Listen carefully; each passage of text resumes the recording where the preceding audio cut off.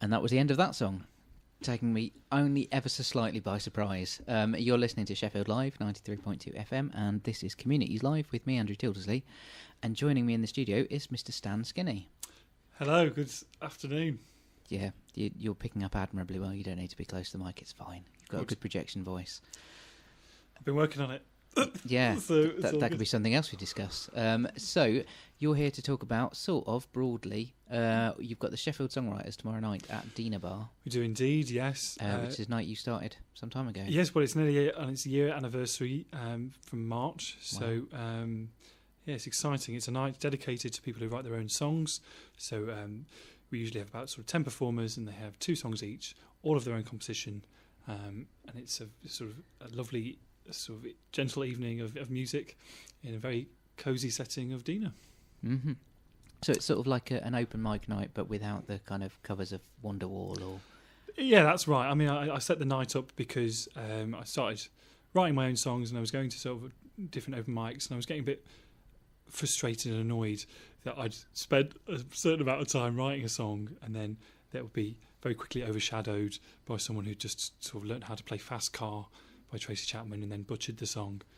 And then it changes the sort of audience mentality a little bit, because you have to sort of, sometimes you have to challenge an audience to learn and appreciate new things. And if they just have something that's familiar, it then sort of hinders their process of taking on new creative ideas. Yeah. So it's just a way of sort of, getting people to appreciate the craft of songwriting and showcasing it as well. And that's what one of the nice things has been about running this night. That since it started, I've come across loads of new musicians from Sheffield and the surrounding areas, and the sort of uniqueness and the talent that have been on show has been quite extraordinary, really. I didn't really expect to see such a diverse range of music that's been on show at the night, and it's been a really delightful evening. Yeah. So what have been some of the artists that really stood out for you? And I mean, of course,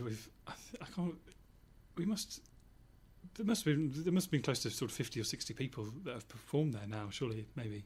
But there's been regular people that have performed at so Chris McMahon has performed at every single one with Kerry. He's of Treebeard fame. I don't know if he's been on the show.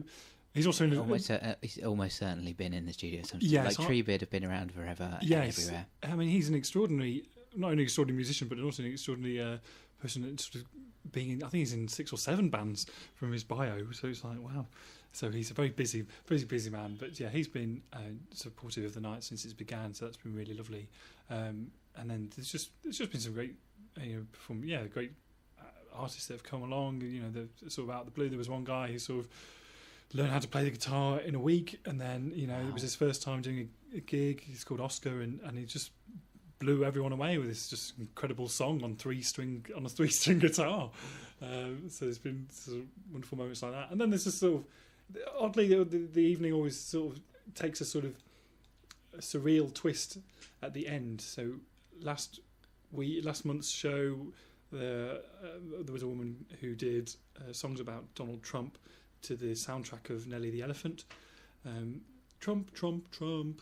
And that was, quite odd, but just great at the same time. Yeah. So, but yeah, fantastic. And the Sheffield Songwriters, that's on a Tuesday, last Tuesday of the month. Last Tuesday of the month, that's right. And it's as part of something called Creative Tuesdays at Dina. Yes. So I have a lot of hobbies, I suppose, and I wanted to go lots to. I wanted to go, and I like lots of different artistic groups. I like poetry, and I like comedy, and I like music. And essentially, this was a sort of way of bringing them all together into one place, so that my brain doesn't have to work so hard about finding where these things are happening elsewhere, and just going, right, well, it's all here. Okay, if it doesn't exist, I'll have to try and sort of make it exist. So every Tuesday now we have a different arts platform evening. So we have on the first Tuesday we have Arcade, which is a film and art-based night. So that's run by Brother Bear. Film company. Then the second Tuesday we have Daft Chuff's Comedy Night, which is an open sort of mic comedy evening. And then on the third Tuesday we have Word Life, a long-running and established literary organisation that's run by Joe Chris. And then on the last Tuesdays is the Songwriters. And the plan is to then do a cabaret style event on the sort of Friday, sort of first Friday, which will be a sort of showcase of all the nights, sort of like a not quite a best of, but just a sort of like a sort of showcase of all what happens at each night. Just kind of showing the range that Dina takes on. Yeah. So comedy, so it'd be spoken word. It'd be someone who's art. performed at the comedy night, someone who's performed at the poetry and the film and the songwriters, and just putting them all together and then going, wow, this is something that's great. And that was my ambition to put on all these nights, is that you have them sort of cross pollination side of things, that where people who go to the music night then might see that there's a comedy on the following week, and they might go to the comedy night, and then hopefully what I'd like would happen is that maybe that a comedian then works with a musician and they write a sort of comedy musical perhaps. And that sort of cross-pollination, that sort of collaboration is something I want to engender. That, and it's already happening. It happened already sort of at the latter stages of last year when I was putting on the Shipping Forecast cabaret show, which is a show run, and I met Christopher Delamere from the Songwriters, and then he came on board with the Shipping Forecast and played the role of the lighthouse keeper and wrote lighthouse keeper based songs for that, and that wouldn't have happened if I hadn't put on the Songwriters. And I think so. I think it's a good working model, and I think it's hopefully good for the creative community of Sheffield.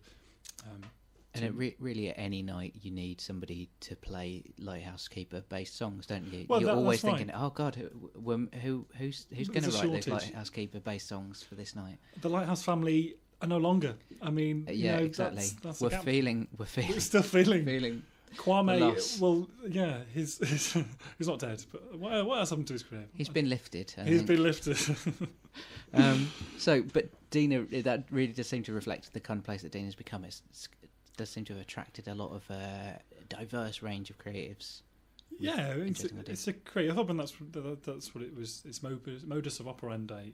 It is. This is about allowing a space for people that want to try things. First of all, that want to try things out for the first time. So, if they say they've been writing poems in their bedrooms, here's a place where they can take those poems and read them out for the first time. So it's about opening that sort of gateway for those people to sort of show their sort of creative talents, and then also sort of develop that talent over, by meeting fellow performers, meeting fellow artists that they can go on a feedback from, or can sort of work on other different collaborative projects. And so that's what we're all trying to do there in Dean. Really, is just fill the gap that is very much in Sheffield.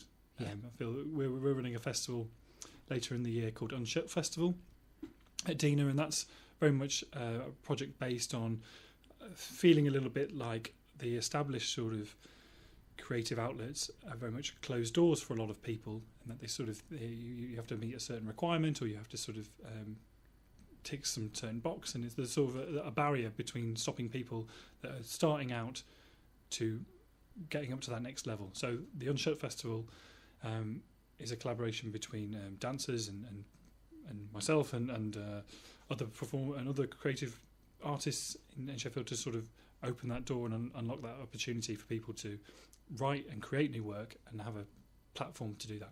Excellent. Okay. You've got many other strings to your bow. I reckon I'll play a tune and we'll come back to talk about Quitarama Rama.